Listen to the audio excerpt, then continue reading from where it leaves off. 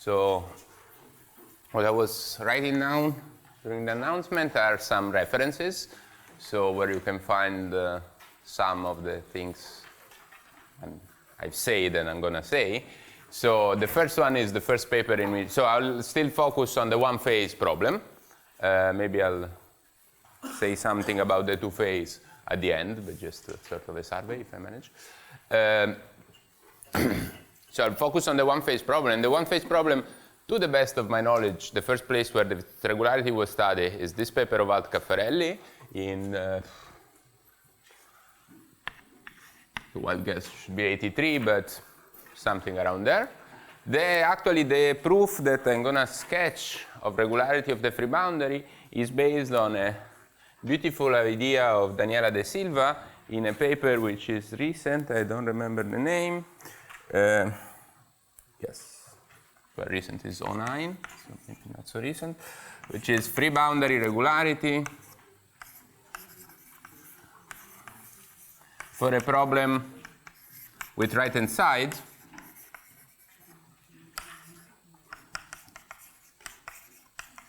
So she wanted to give a slightly general version, but the nicest part of that paper is that she introduced a new technique that turned out to be extremely fruitful, even for the problem, the original problem. And eventually there is a beautiful book of Bojdar-Velichkov, which I think is called Free Boundary Regularity for the One-Phase Bernoulli Problem.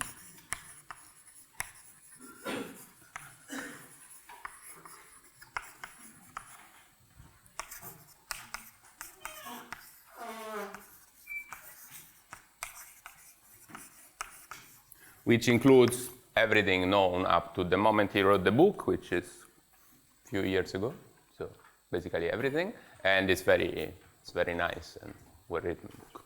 Okay, so this is would be lecture notes. Okay. So I'm gonna more or less pick pieces here and there and add something else. If I can.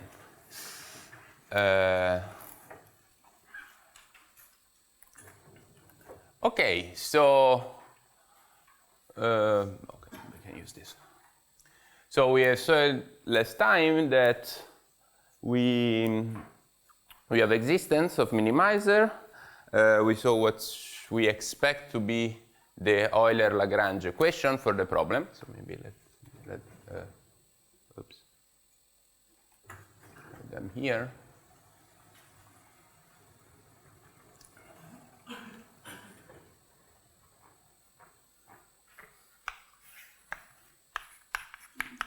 So we expect this function, if everything is regular enough, you expect the function to be harmonic, where u is positive. Actually, this is in a sense was proved because I told you that via this harmonic replacement one can show that u is actually continuous, so this is an open set, so this makes sense. And then we expect a free boundary condition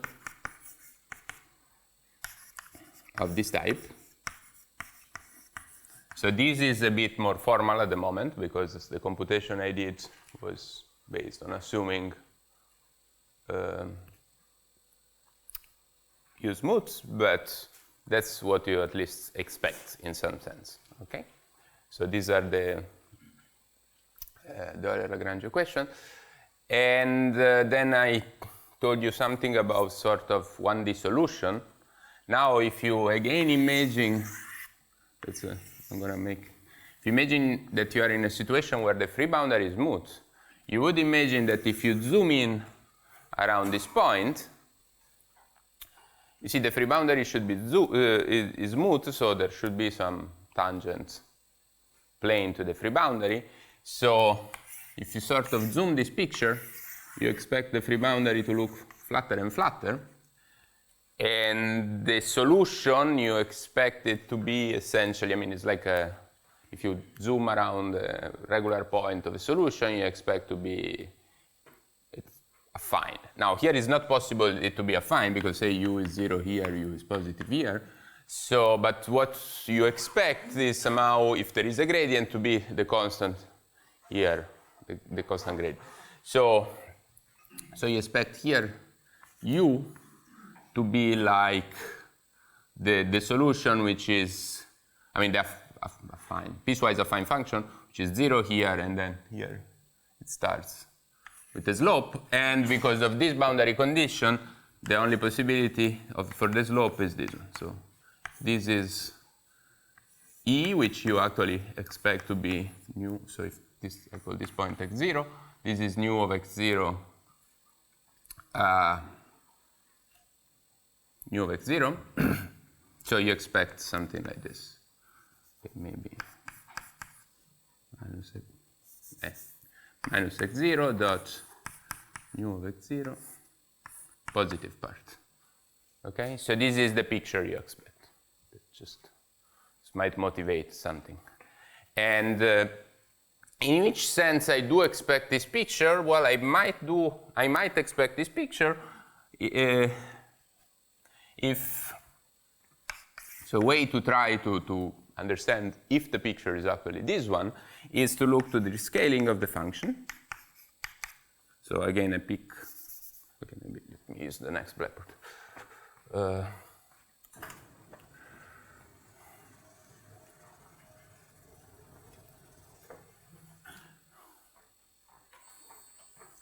Again, I pick a free boundary point, the rescaling, which is a function of this form.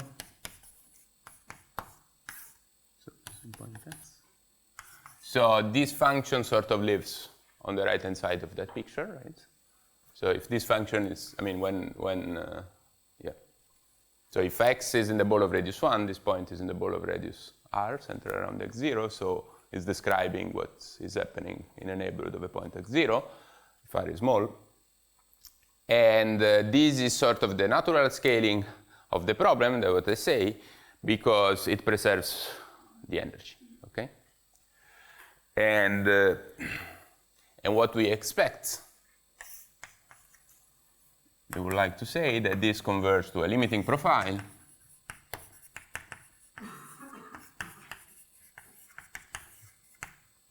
which describes the local behavior of the free boundary. The infinitesimal behavior.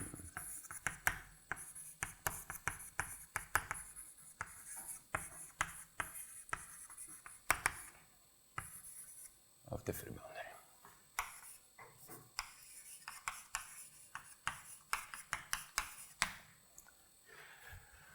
Okay, so this is, and actually you expect, and in most smooth point, and in every smooth point, you expect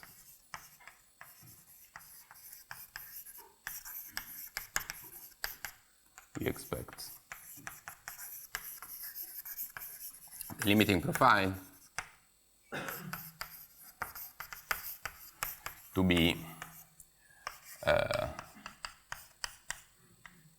x dot e plus something like this. Okay, that's essentially what should be our intuition. So that's what we are gonna do somehow. So this requires three things. So the strategy for the regularity of the free boundary,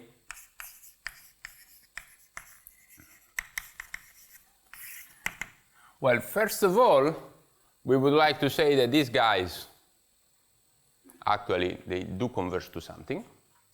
So how we show that they do converge to something? Well, we try to get some compactness in some function space, and you see it's natural here because of the scaling to try to prove that these are uniformly Lipschitz. And so the first step is to show Lipschitz regularity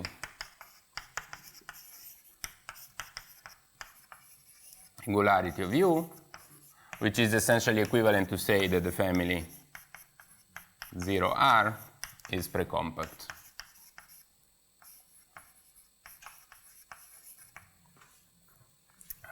In L infinity. So that's good. The second step is to try to classify possible limit points. Note that a statement like this, it a priori doesn't allows for different limits along different sequences, right? Which, even in that situation, it might happen. I mean, in principle, it might happen that you get very different limit. But even if you know that the limits are all of the form, say, flat one, let me call those flat profile, it might happen that they do rotate, right? See, this would correspond to a free boundary, which is sort of spiraling, slowly spiraling around the point. Okay, so classifying possible limit points is a step, but it's not the final step. And the final and most important step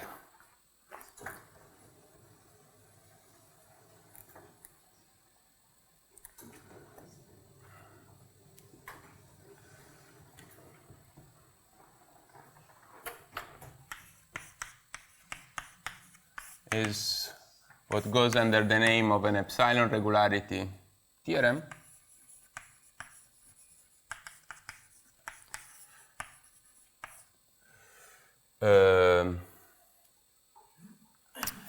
Which says that if U is epsilon close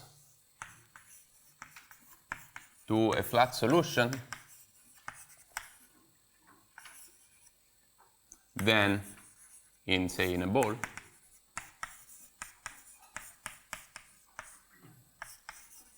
then the free boundary is smooth.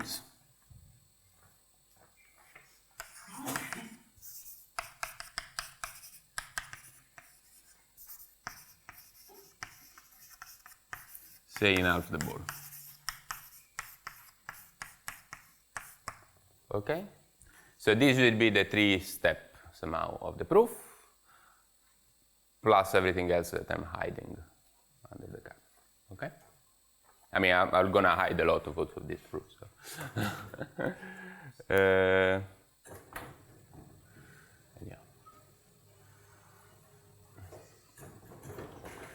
Okay. So how do we prove? So let me start with the proof of Lipschitz regularity.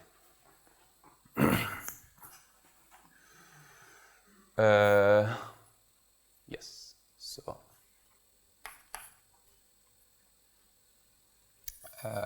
theorem.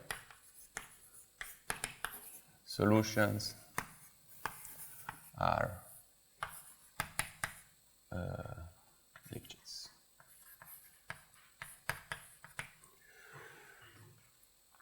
So the theorem is a consequence of the following main proposition, which is as follows. If x0 is a free boundary point, let's write like this, sorry.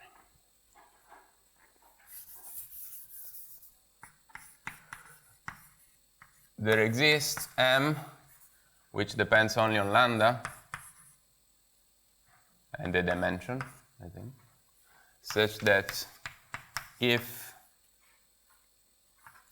x0 is a free boundary point and the ball of radius r and centered at x0 is contained in my domain, then, so this is an interior, I mean, this would be always the case. I mean, we're always working with balls contained in the domain. So I'm not caring at all about the boundary. Everything I'm going to say, it's interior. Okay, so if I remember, I'll write it down, otherwise it's implicit. Then the sup over BR of x0 of u is less than m tensor. Okay? So you see this is what you would expect for a Lipschitz function. Okay? So maybe, I mean, for expert it's obvious how this implies Lipschitz. Maybe I can sketch how for students, because I think it's something you want to see once in life. So, say proof of theorem given proposition,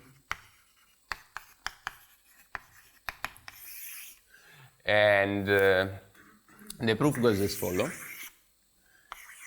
So say that u is positive here, so this would be my omega essentially. U is positive here, this is my free boundary.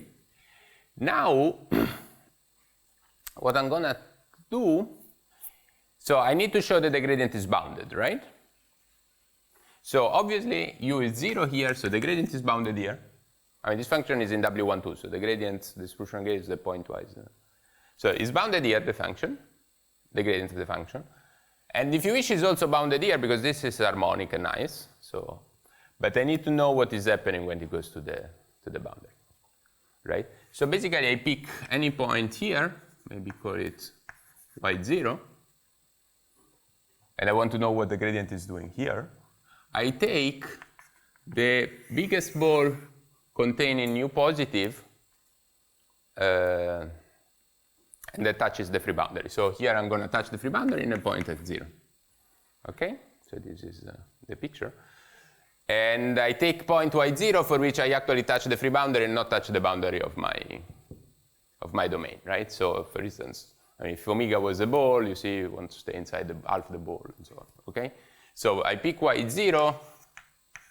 Okay, this details that. Sorry, in u positive, and I take x0 on the free boundary such that the distance between x and y0 is equal to the distance between y0 and the free boundary. Okay, that's the analysis and the analytic version of that picture. And now what happens is that, so u is harmonic in B, so and I call these things R. U is harmonic in BR of y0, right? Because this ball is all contained in u positive, right? So this, by the way, these are open balls, right? So I can think really hard. Now, if u is harmonic in BR of y0, well, then it's a classical, I mean, basically from the, what's it called? Mean value theorem. We know that the gradient of u in y0 is bounded by the sup over b r y0 of u, and to make this estimate scaling invariant, I need to divide by r. Okay? But now this sup, maybe there is a constant. This sup is bounded by the sup in this ball here, right? Which is now centered at the free bound. So there is a constant here. There's a dimensional constant. Huh? The sup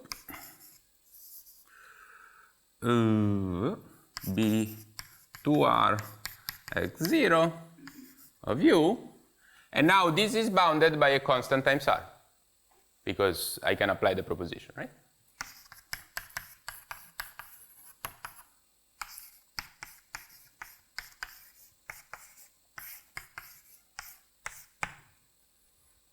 Okay?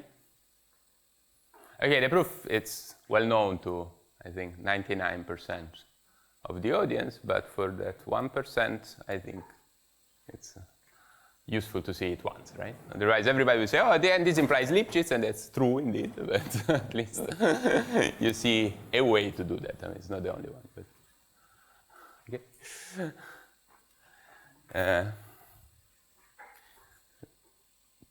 Okay, so the main point is to prove the proposition. So let's do it. So now, because of the scaling of the problem, I can assume, so proof of the proposition,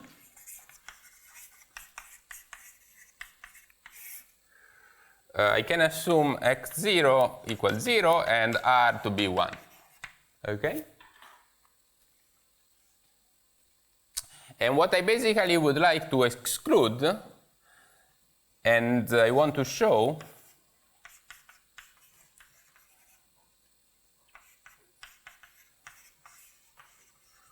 that if m, so basically the following. So I want to show that if the supremum of u in B1 is much larger, so it's larger or equal than m, which is a constant which I'm going to choose much larger than 1, okay?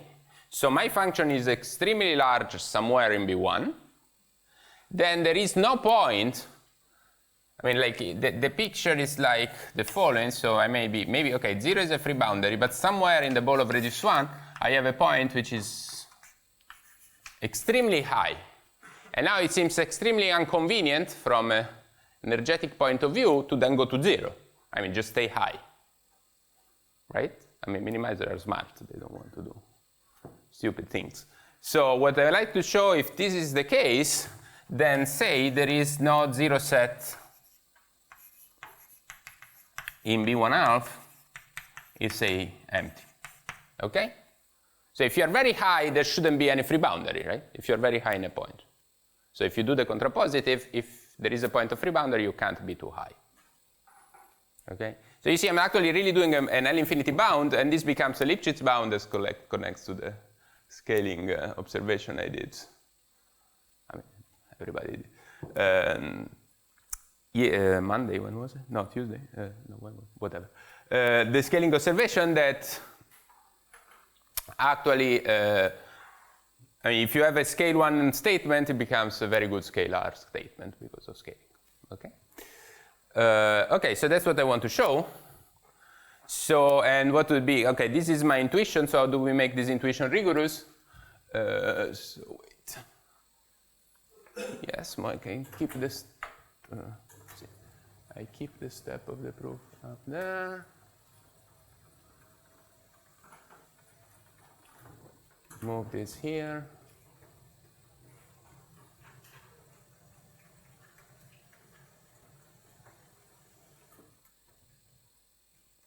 No. Take this down. No, yes. Okay. This requires skills. I don't have. Okay.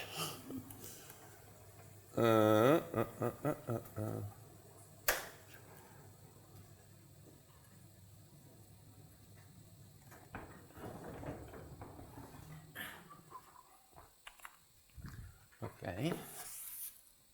No, that's what I didn't want to do.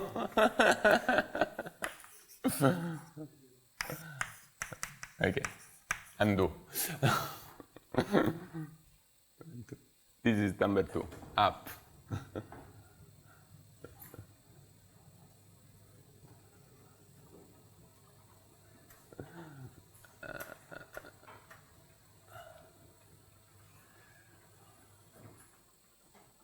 Number 1 down. Okay.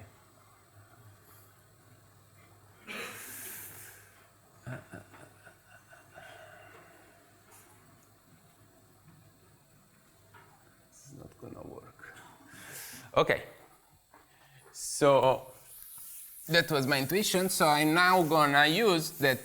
So if there are no free boundary, the function should be harmonic. So it seems a good place to use the harmonic replacement I introduced last time.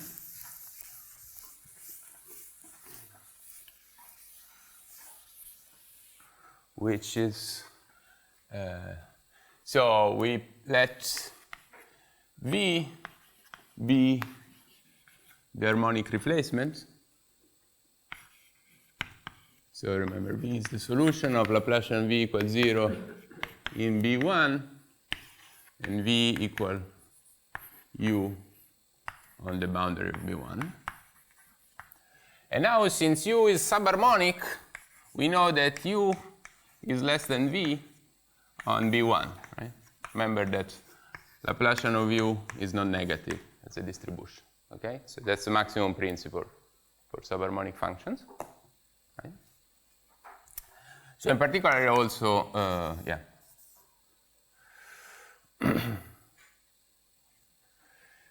In particular, this implies that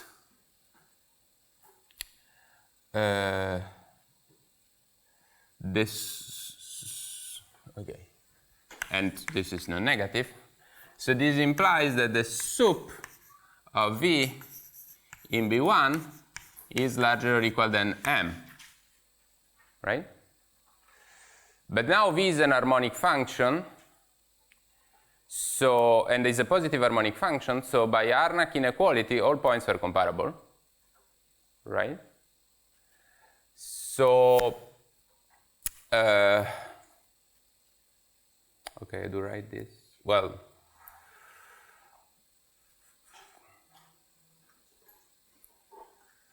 maybe I should have.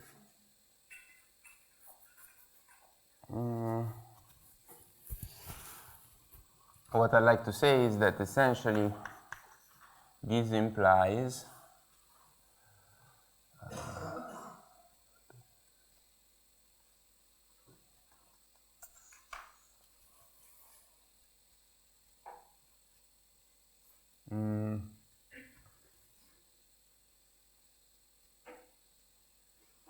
okay, I mean, it's better with integral norms than with supremum, but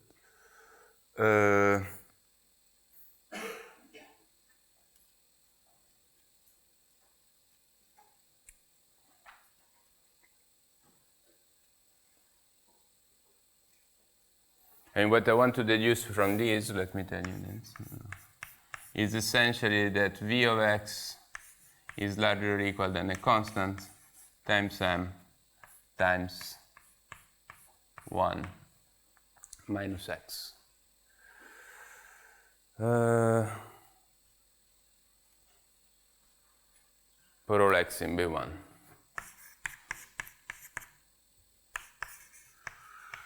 Okay, so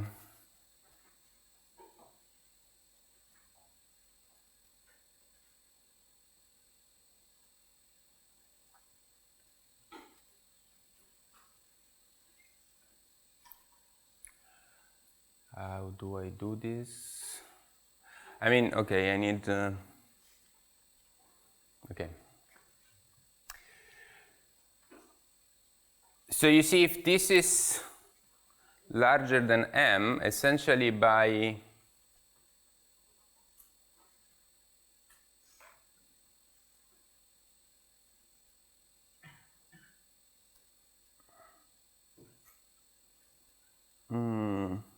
okay. So this is almost true. You have an harmonic function. So you know that for harmonic function, so for harmonic function, the value in the point is less. So for instance, for all y in B1 minus, so if you move a bit inside, the value in the point is bounded by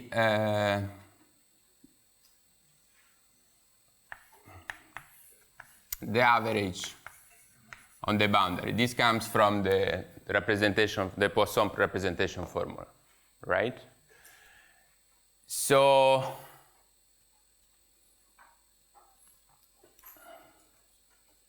essentially this would force me to have that okay, so maybe let me take okay, so let me go the other way. That's just a technical because it's better to start. So if the sup of u, I mean, so So this is true. Okay, let me make this as a premise to these things. Sorry, I was hoping to use only L-infinity, and I think I need to use L1 a bit.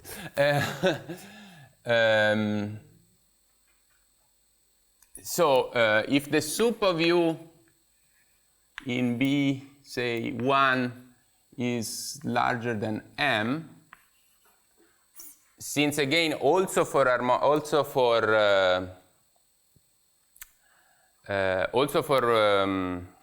subharmonic function, you get that the sup, and since U is subharmonic, you know that U of X is bounded by its average,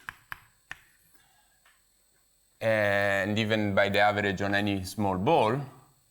This essentially implies that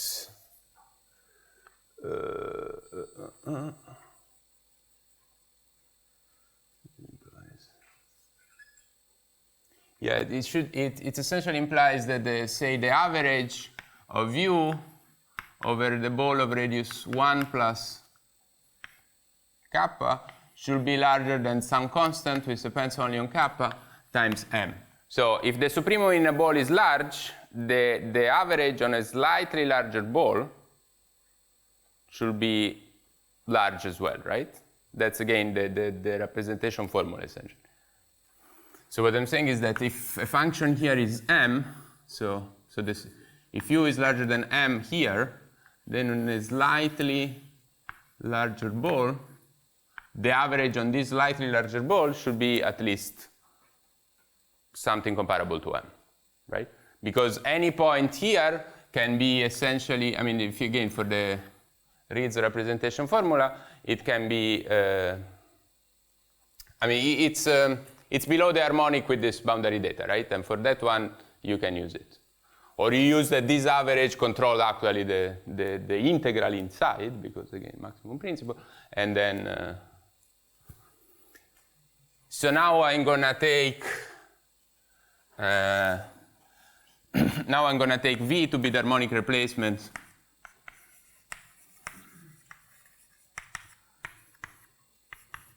on B1 plus kappa, and then again by the Poisson representation formula, there is an S, you get that V of X is less or equal than, essentially V of X would be what? I never remember the representation formula, but is the Y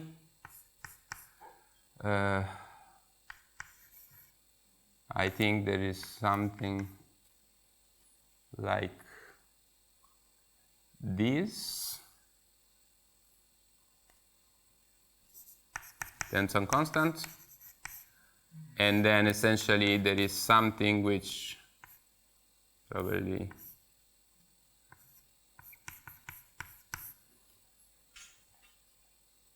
more or less. Then, yeah.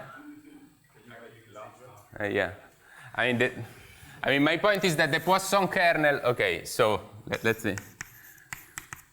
V of y is the integral. V of x is the integral of v of y on the boundary times the Poisson kernel xy. Okay, so it's x minus y. No, in the y. And that the Poisson kernel, so if x is in B1 and y is a bit farther than, okay, no. What I'm saying is that the Poisson kernel xy is larger than some constant. In this case, would depend on 1 plus k, and so, by k, but times 1.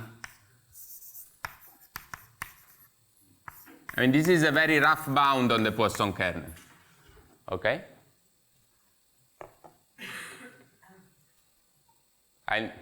Well, not so rough, I mean, but Okay, you know that the Poisson kernel goes to 0. I mean, the Poisson kernel basically it's a delta in a point. It's harmonic and it's delta in a point.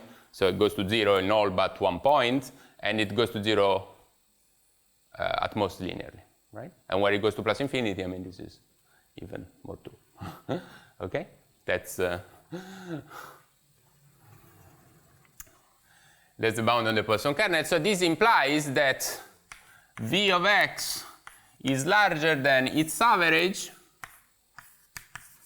that's some constant, V times something which goes to 0 linear in the radius.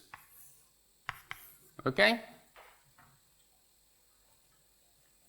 So my harmonic function is larger than some tiny constants, which depends on kappa, which is a slightly larger parameter, times m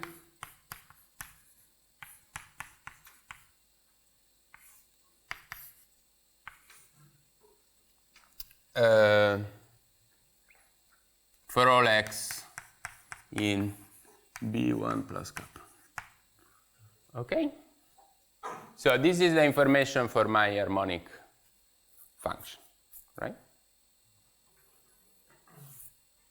So essentially I'm saying that if u is large in a point, then the harmonic replacement should be large in a lot of points, and I have a control on what's happening there. So let me now, so why am I doing all of this?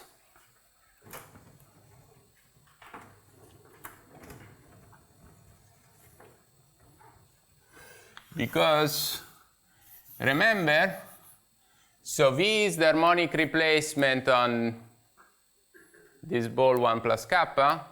I mean, obviously, I should have called 1 plus kappa 1, but V is the harmonic replacement.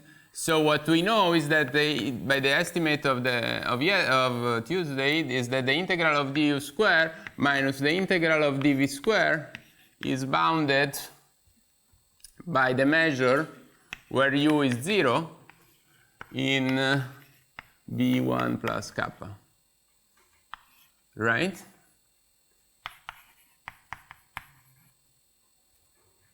That was my first estimate. Now let me do something which doesn't work, but it gives you the intuition. Now by Poincaré, so these two functions are the same boundary data. So I can do Poincaré, and this is larger than u minus v square over B1 plus kappa. Now I can integrate only when u is 0. So this is going to be larger than v square in B1 plus kappa intersected with u equals 0. Now if v is everywhere larger than m, you see you recover here the measure that you have here with a large constant, and this would be impossible. Okay?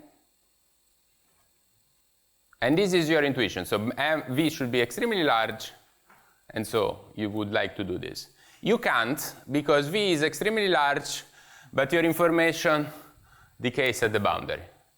So worst case scenario would be that all these sets sort of go to the boundary and you lose, right? But actually you might hope to get here something, I mean, what if you divide here already by these things?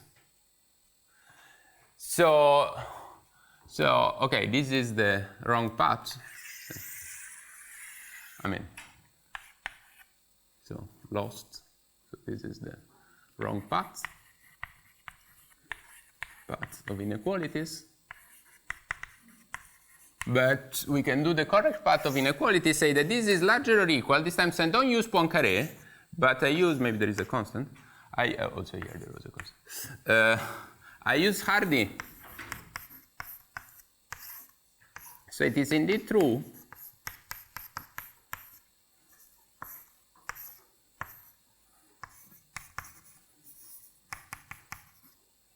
that I can do Hardy inequality. So here I'm using the following inequality for any function. So I'm using that if w is in h10 of b1, if you want, the integral of the gradient of w square is larger or equal than w square divided by 1 minus x squared. So this is Hardy inequality. I think it's called Hardy, right?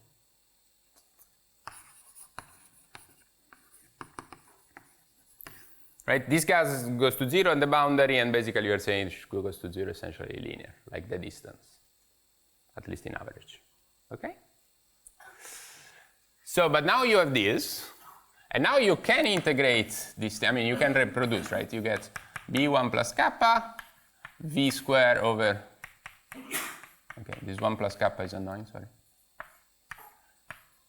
on the set, so here I'm integrating on the set where u is 0, and then you get this is larger than m squared times the measure where u is 0, kappa. And now you see that I can take m large enough. There were constants all around, otherwise m equal 1 would have been its half. There was a constant here as well. So now you can take m large enough to show that this measure is 0, right? Because if m is too large, this cannot be. Okay? So this implies that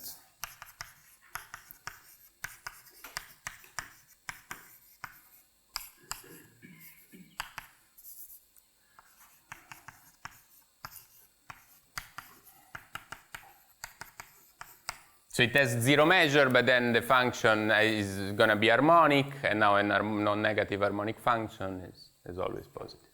Okay? That's the final step to say something. Okay, so actually this idea of using Hardy inequality is not in those papers, and it's a nice idea that was taught to me by Jonas Hirsch.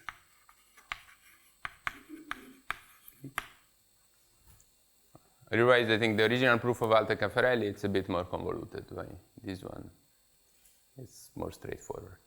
Or at least, it makes the convoluted part improving Hardy. Okay?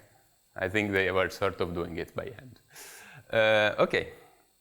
I mean, obviously, I should have started by 1 minus kappa, so that all this 1 plus kappa was 1. But, okay. Okay, so that's a proof of Lipschitz continuity, which I think it's cute and pretty intuitive if you think what's going on, right? It's saying that if the function is large, then there shouldn't be zeros. Actually, I'm not going to prove this other thing, but let me mention it because it's another important property of free boundary, of solution of free boundary. I mean, there is a complementary statement to this one, which is essentially that around the free boundary point, you can't also be too small. Because by the same intuition, if you are too small around the free boundary point, well, then there is no point on not being 0 in a neighborhood, right? So this is the sort of statement that goes under the name of non-degeneracy. Oops.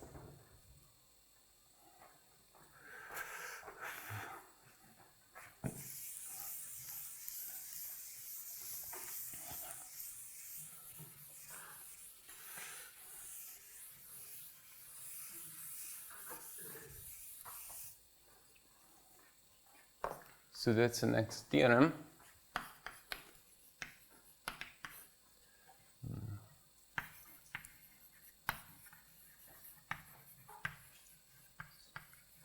Which goes essentially as follows, so that if x0 is a free boundary point, then, okay, I always put the statement at the, so there exists M universal. So universal means that it depends only on the data of the problem, such that if x0 is a free boundary point, BR of x0, or maybe 2R of x0, is contained in omega, then the sup of u over BR of x0 is larger than m times r. Okay, so this is giving you somehow some sort of linear behavior around free boundary points, or let's say homogeneous behavior around free boundary point. And again, the proof is by contradiction.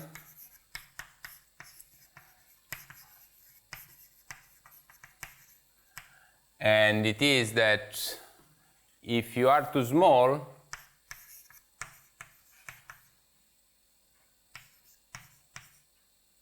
so it's equal to m. So again, you can assume that you renormalize everything and take r equal 1. If this is extremely small, then you compare u with u times phi, where phi is a function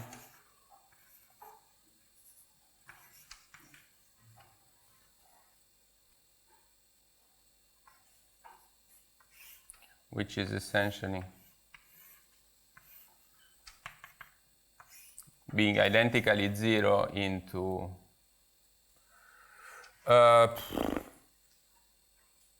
okay, maybe it's even smarter to do like this, with the mean between u and m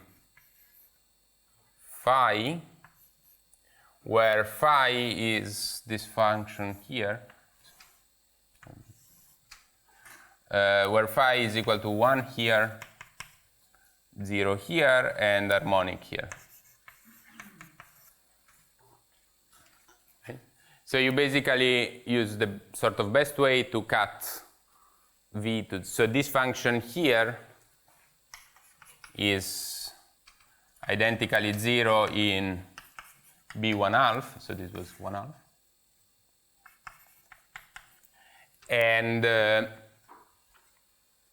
so it's a proxy for what you expect u to be. And you actually see that by doing this energy comparison, you see that u should be identically 0 in a small ball. Okay?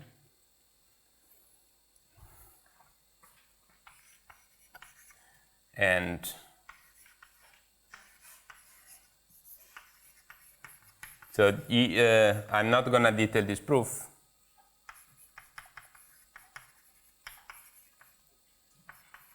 And I refer you to the paper of Alt Caffarelli of the lecture notes of Bojdan.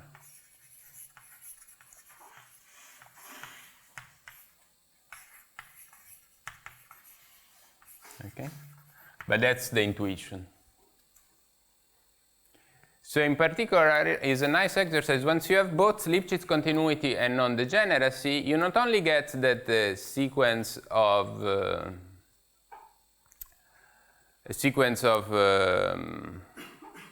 solution is precompact, but you also get, so they converge uniformly one to the other, you also get that the free boundary sort of converge uniformly, in the sense that they do converge in Hausdorff distance.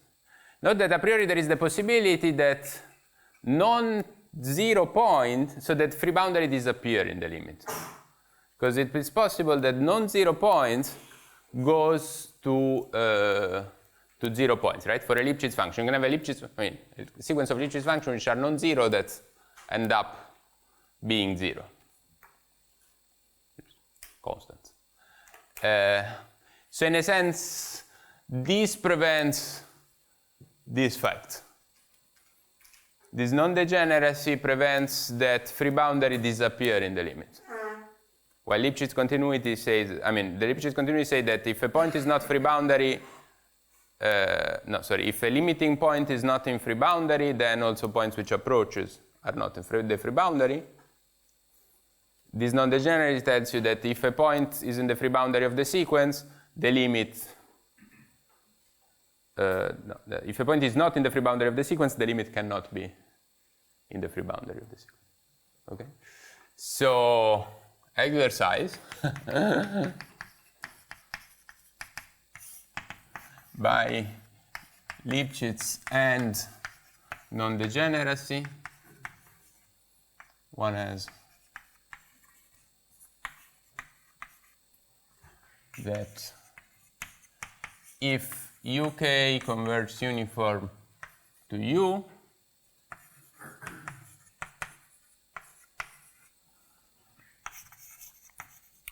and UK and U are minimizer, then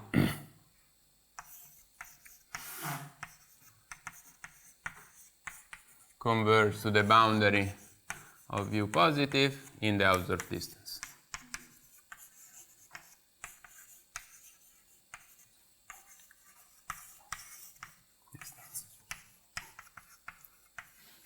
Okay. So this is an exercise, but you're going to see that in trying to solve it, you're going to need both. Okay. So this is useful, and I'm going to use it a lot. So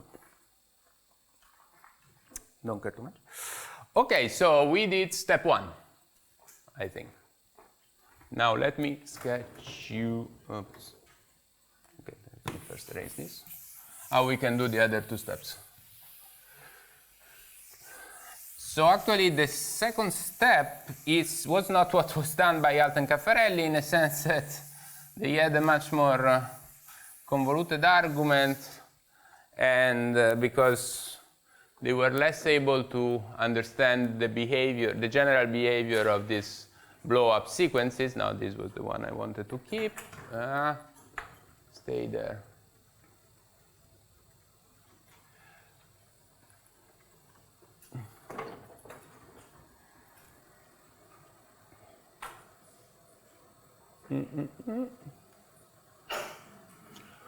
Okay.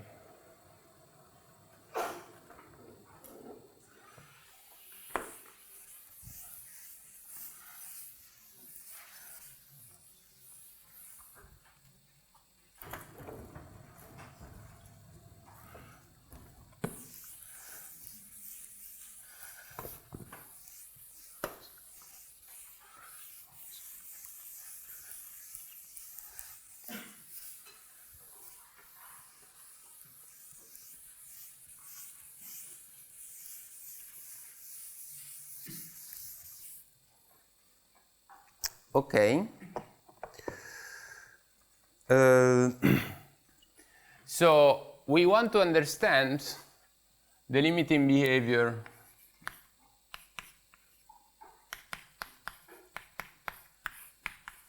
when x0 is a free boundary point.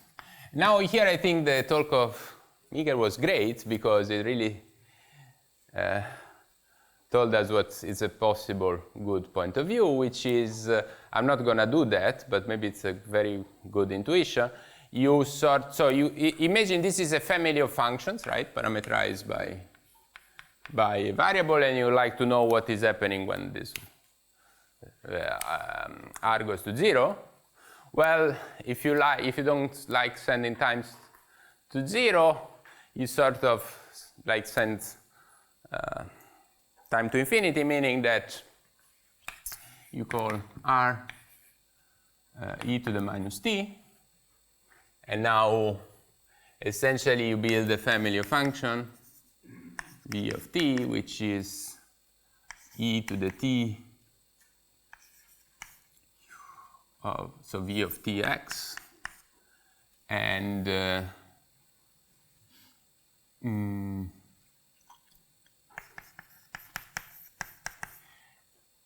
and you try to understand what is the asymptotic behavior of this, right? So this, you can think this as a family of function parameterized by time, and it's like a dynamical system, right? And you like to know if there are limiting points for this dynamical system.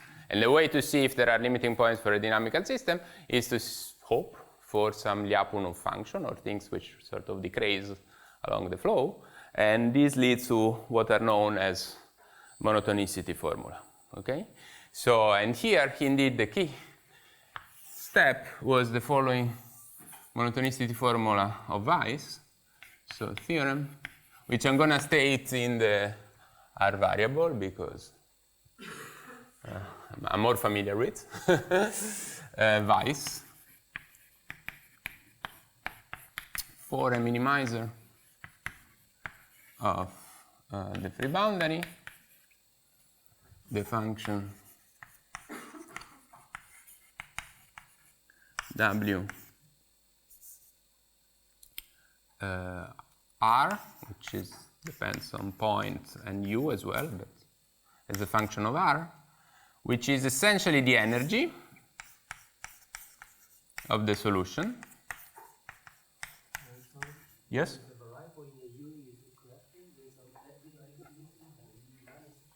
Sorry? E minus Tx, yes. I think, yeah. So it's basically some local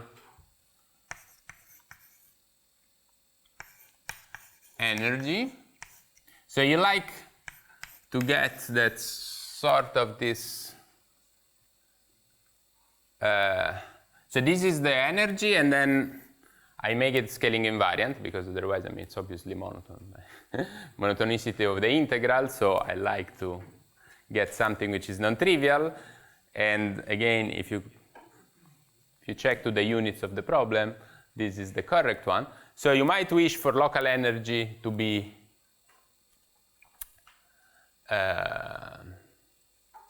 monotone. That's what happens, for instance, for harmonic functions, right? The integral of du square is monotone. It's not the case. But what Weiss realized is that you can add a correction term to make it monotone. So in the correction term is a boundary term of this type.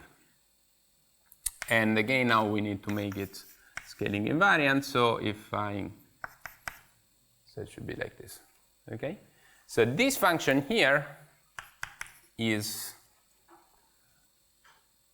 monotone. Moreover, in R, is monotone increasing?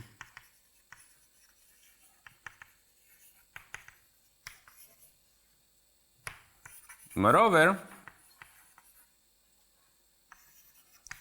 if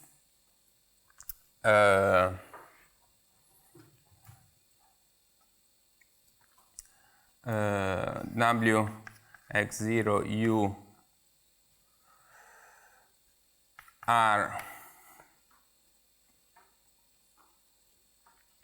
is constant,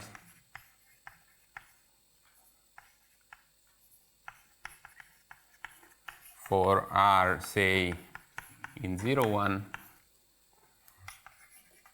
then U is one homogeneous.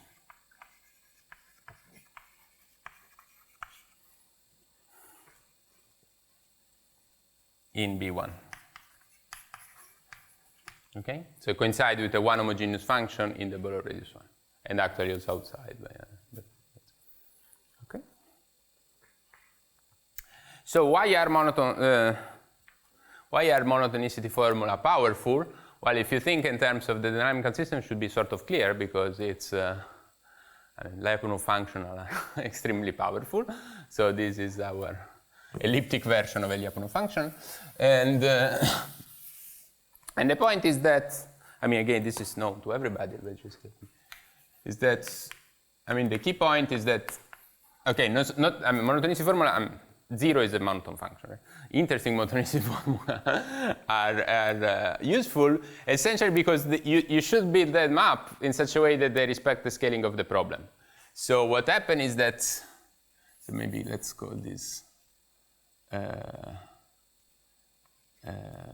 rho, it's equal to the monotonicity formula 0 for u for the rescale function in the point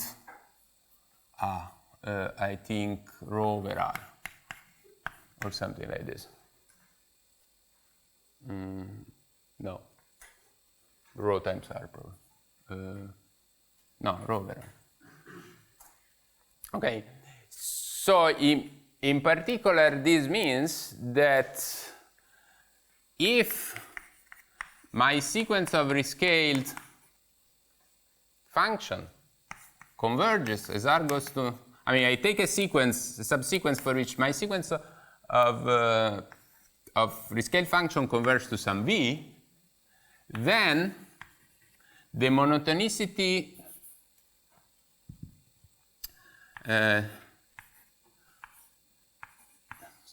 what is this? This is equal by the opposite of these things to the limit as Rk goes to 0 of the monotonicity in x0 for u of s times Rk. So it's equal of w x0 u of 0. This limit exists because of monotonicity, right? So that's true for all s. R plus, which then implies that the limit v is one homogeneous, right? So you basically have reduced of one the complexity of, so if you want to understand limit, you need to understand one homogeneous global solution. So you gained somehow a dimension, which in the erased dynamical system thing, I mean, in a sense, you see, is like the behavior is like what are the function vt of x that I was, are like my function restricted to sphere. And in a sense, what you're saying is that you only care of the spherical trace of this function because it's one homogeneous in the limit. So that's, so you only care of the spherical function behavior. Okay. So V is one homogeneous, and so to understand blow up,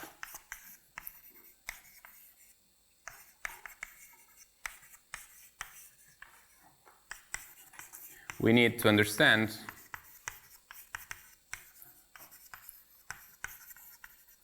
one homogeneous function.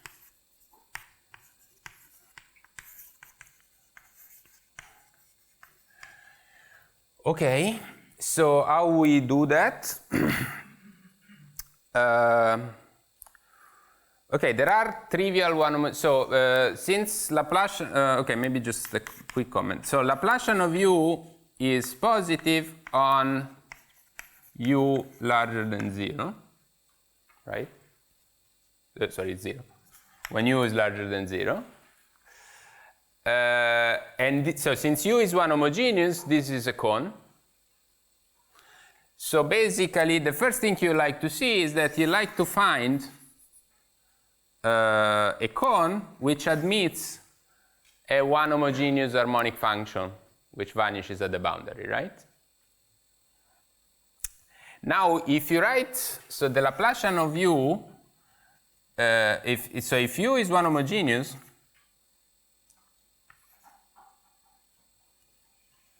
so let's say one homogeneous function should be studied in polar coordinate.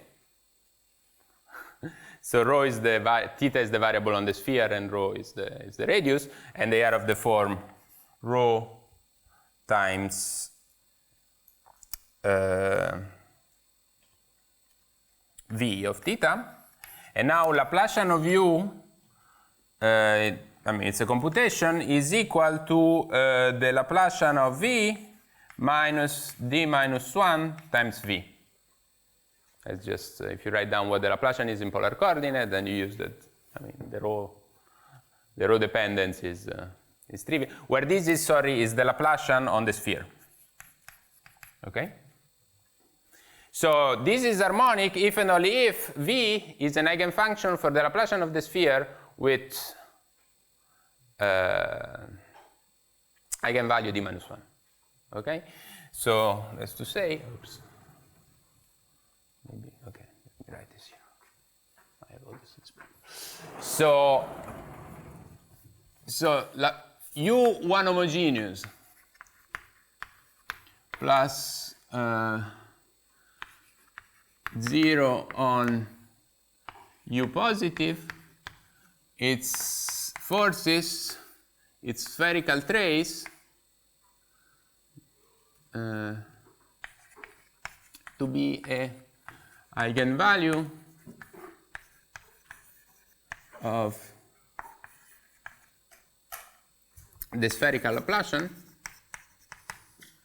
with eigenfunctions, with eigenvalue d minus 1 on U positive intersected with the boundary of B1, which is the domain on this. And now you ask, can I find such? Yes, a lot. But something, so for instance, let's start from the 2D case. So the eigenvalue would be 1, and now essentially you need to understand which subset of the unit sphere need to have eigenvalue 1. And here there are not too many choices, because essentially if the only possibility here is that you are half an interval. Okay? So in dimension 2, actually, the only chance is that so in d equal 2, the only possibility is that U positive to be a half plane, and this forces U to be the one-dimensional solution. In D larger than, I mean, now that's because the geometry of the one-dimensional sphere is not that exciting, but in higher dimensions, well, even already in 3 dimensions, you can build a lot of domain on the sphere which has eigenvalue d minus 1. I mean, it's almost by continuity and stuff. So there are inclusion, the eigenvalue is sort of reasonably continuous on the domains. So you can build a lot example.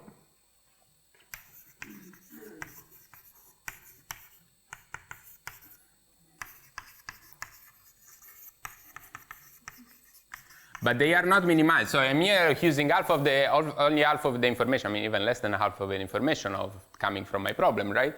So you build a one homogeneous function, but that's a very necessary condition. Then is it a minimizer? Well, most of the cases no, and several examples, but they are not minimized.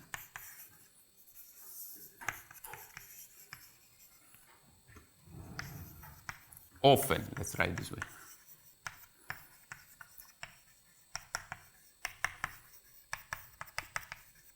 Right, the limit of minimizer should be a minimizer. That's why we work in this business. Okay, so actually the theorem here is the following.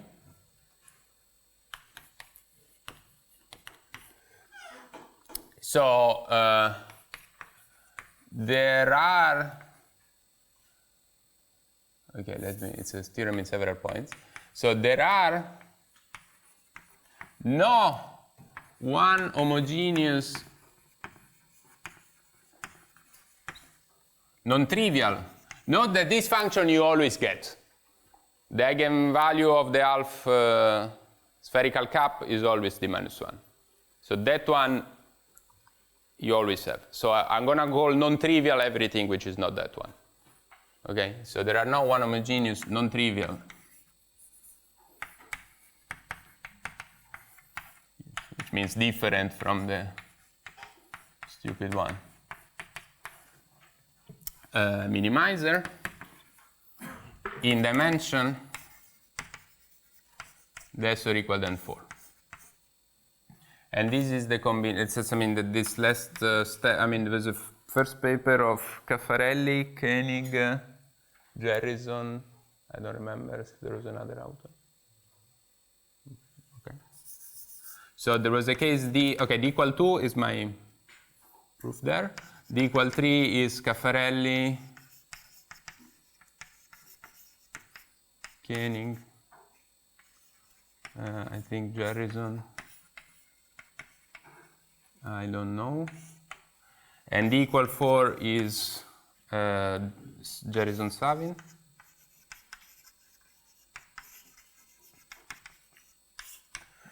So there are no, and there is a one homogeneous non-trivial minimizer in dimension 7. And the question is open for dimension 5 and 6. Okay, that's the state of the art. But in particular, we can apply some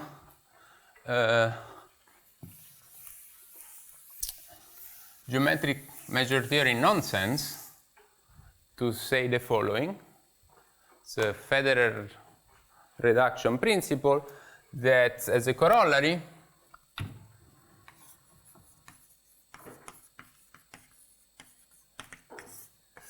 let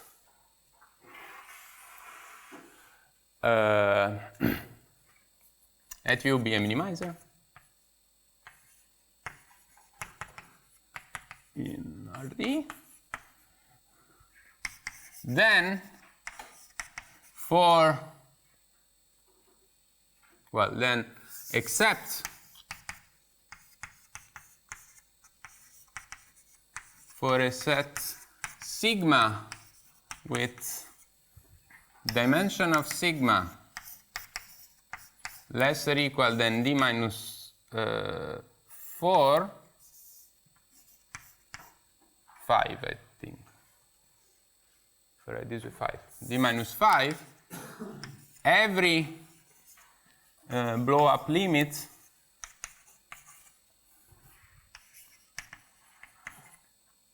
at a point x0 in the free boundary is flat. So of the form of this half-plane solution. And this 5, you see, is one more, this 4. So if I could improve this 4 to 5, that 5 would become 6, and so on, okay? So that's abstract nonsense. Well, now. It's Federer reduction principle. So it's a very powerful tool. Reduction principle. Essentially, this bound depends on the place where it appears, the first non-trivial minimizer. Okay? Okay, so at least we are, it took almost all the class to be in this position that we know that at most point of the free boundary we see a nice flat blow up. There is a caveat though that I don't know, so let's even stay in low dimension where there are no other situations. So I know all my possible limiting points. What I don't know is whether I always see, in a sense, if you can think this limiting point to be parameterized by a vector, right? What I don't know is if I see all the same, right? As I was saying, it might happen that on a sequence I see something on this form with a certain vector, and on a different sequence I see something of this form with a different vector. And now by, again, abstract nonsense, I'm going to see everything I can find sequences with all the vectors. So this would correspond to a sort of spiraling behavior of the free boundary. If you think to the dynamical system, analog is like saying that you have a omega limit, but you're not actually converging, right? So your trajectory when t goes to infinity might just spiral around some set of stationary points, but it never goes to 1. And if you have some familiarity with dynamical system, it's a big step to go from this to the actual convergence. And for instance, one one thing was the Loyachevich inequality, which was mentioned, that actually is used in finite dimensional, and also thanks to the work of Simon, infinite dimensional system to pin you to this. And the epiperimetric inequality that Mikael was mentioning is sort of that, in a sense. Is a way to sort of improve a bit on the, right? You have some Lyapunov functional which decrease, but to be sure somehow that you go to the limit, often you have to improve this monotonicity by a factor. So you have something which has a limit, and you would like to sort of get the rate of that limit, which you sort of usually expect to be exponential most of the time for dynamical system, which, since if you see to my change of variable, in this case would be polynomial, because I did a change, exponential change of variable. So you like to get some convergent with some rate, and that's usually what gives the regularity. And so here is, so in a sense here you have some sort of infinitesimal regularity. So infinitesimal, you'll be flat. Now I need to upgrade these to some sort of scale 1 regularity. If I look flat at, or at finite scale regularity, if I look flat at a certain scale, then I actually need to be regular. And this goes together with the talk of Christiana, in which you have this partial regularity. I mean, this idea were all borrowed by the Giorgi strategy for minimal surfaces, in which essentially it says that once you are close to a certain good limiting configuration, you only end up on that one, okay? And this goes via this procedure of sort of linearization, so it's a sort of linearization by compactness, okay? So let me state that, at this point I think only state, the two theorems that, so the theorem, I'll give you the intuition and then explain what's the main technical point. Yeah? If I maybe read this, writes the formula. So in the first lecture, you mentioned the link with the catalytic energy and the Y-phase three-boundary Bernoulli problem, and we have the convergence from the capillary, minimize of the capillary to the Y-phase problem. For this monotonicity formula, is such kind of correspondence from the capillary? I think so. I think Chow is working on that. Or they have some. I think that if you take the monotonicity formula for capillarity surface and then you do the limiting procedure, you end up with this one. Okay. So formally, it should be true. Yeah. Okay. Okay. So, okay. I think it's the. I mean, I'm not sure, but I think it's the case. Yeah. Okay. What kind of quantity in that direction? It's. I think, okay, there are several monotonicity formula there, but it should be something like, so for minimal surfaces, you know that the area in a ball of radius divided by R2, let me say if it's codimension 1, which, and there, for capillarity, I think should be something like the energy of this set in the ball of radius R, something like this. And maybe there are some correction terms also here that should be done. Okay. This should come at least formally to this one. Okay. Okay.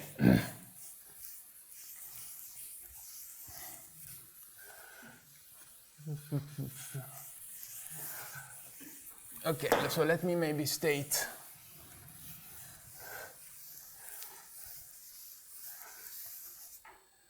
So the main regularity theorem here is the following. So again, let's U be, so there exists every time epsilon 0 positive and universal. I mean, if I write this way, it's always universal. Such that if U is a minimizer, say B1 0 is contained in omega, and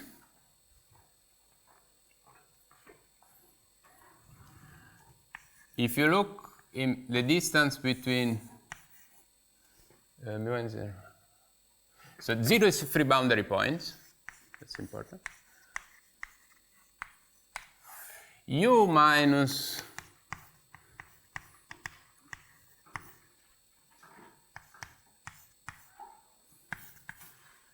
null infinity of B1 is less than epsilon 0. Okay. Then, so you are in B1 you are close to your limiting configuration. You can always get this at the point where the blow-up are flats, right? Or at least there is one flat blow-up.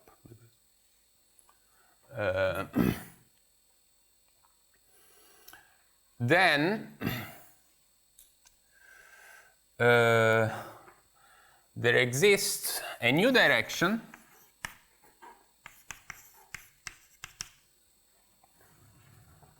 such that if you look the distance between U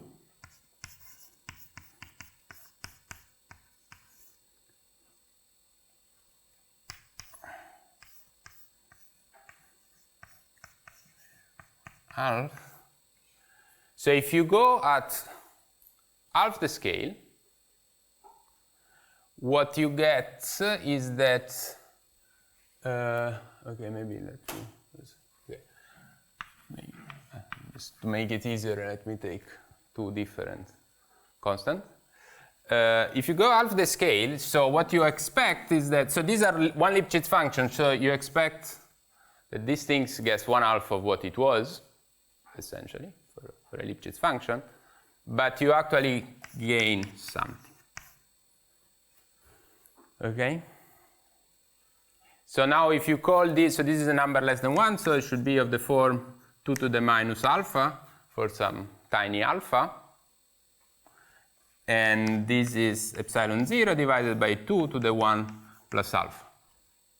So you see you have improved on the Lipschitz decay, which is what the problem was given. So once you are to a certain configuration, you get a bit closer to that configuration, and in particular this implies, okay, let me be a bit more precise. So this is epsilon, which is less than epsilon 0, then you get this with epsilon. I mean, just renaming, but the point is that, and that E minus E prime should be essentially, so I mean this tiny modification, it should be essentially less than epsilon. So this epsilon there. So the point is that now you are in the situation in which if you rescale, you can do it again. And actually, instead of starting with epsilon, you're now starting with a bit less, right? So now you can iterate. So this can be iterated.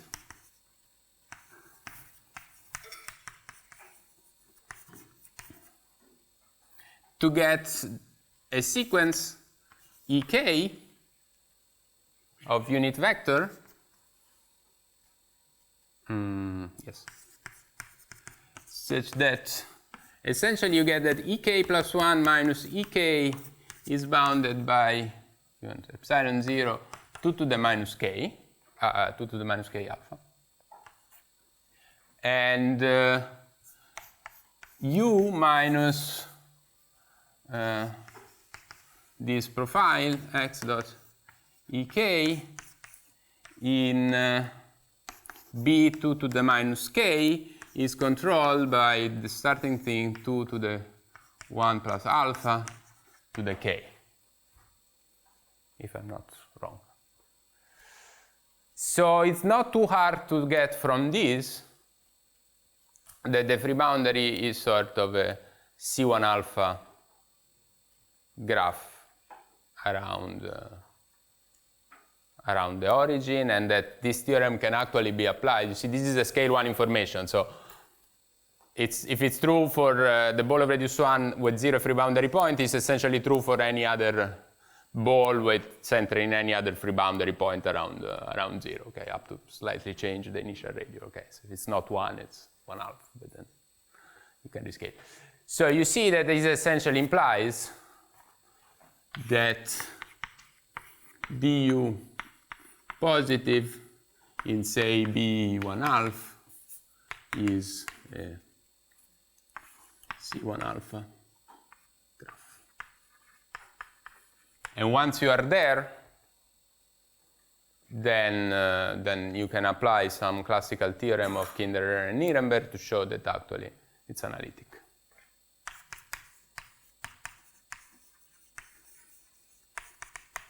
Okay? So the key point is this improvement of flatness. And this again goes along this idea of nonlinear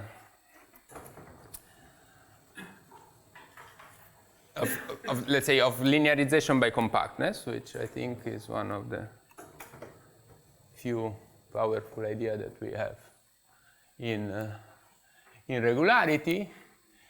And essentially the proof goes as follows. So imagine that this is not the case. Okay? So essentially imagine that we have a sequence. There exists a sequence of solution UK with so I can fix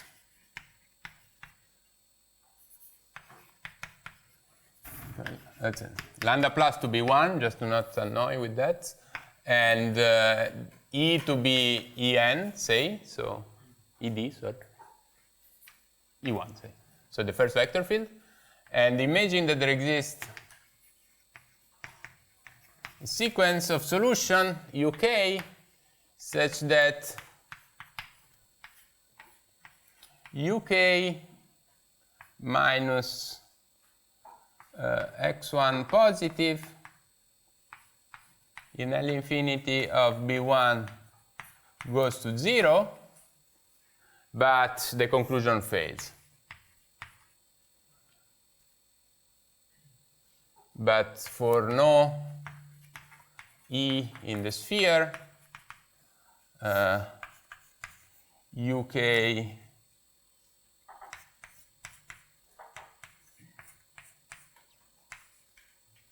infinity of B1 half is larger or equal than epsilon. So let me call these things epsilon k. Epsilon k 1 minus eta the half sphere. So, okay? So imagine that this thing fails. So there is no improvement. Now the idea would be to look to the function which is Vk, which is UK minus x1 divided by epsilon k. So now this function has size 1.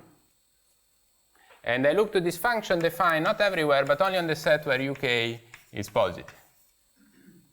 Okay, so this is now a function of size 1, right? Essentially because I divided. No, x1. It's important x1. It's not a mistake. But essentially, once you get this, because of the non-degeneracy, you also have that this is a function of size 1. So thanks. Yeah, that's a technical, but it's important. Technical, but important point. So I'll show you in a second why. So this is a function of size 1. So essentially, what would be this equation satisfied by this function? Well, I'm in this set. So the Laplacian of Vk is equal to 0 on the set where UK is positive, right? Then what happens at the boundary? What's the other condition? Well, you see that since the gradient of UK square is 1, this is what, I mean, if you rearrange, is E1 plus epsilon k, the gradient of Vk square, which, yes, which is 1 plus maybe 2 epsilon k, the gradient of Vk dot E1 plus a little o of epsilon k. So essentially what you get here is that d1 of Vk is equal to little o of epsilon k in the boundary of UK positive. Okay, that's what you expect to see. And now what would be the limiting thing here? So the boundary of UK positive, because of this should resemble B1 plus, the half ball. So you expect this VK to converge, or at least to be close, to a solution of the Neumann problem, which is the Laplacian of V equals 0,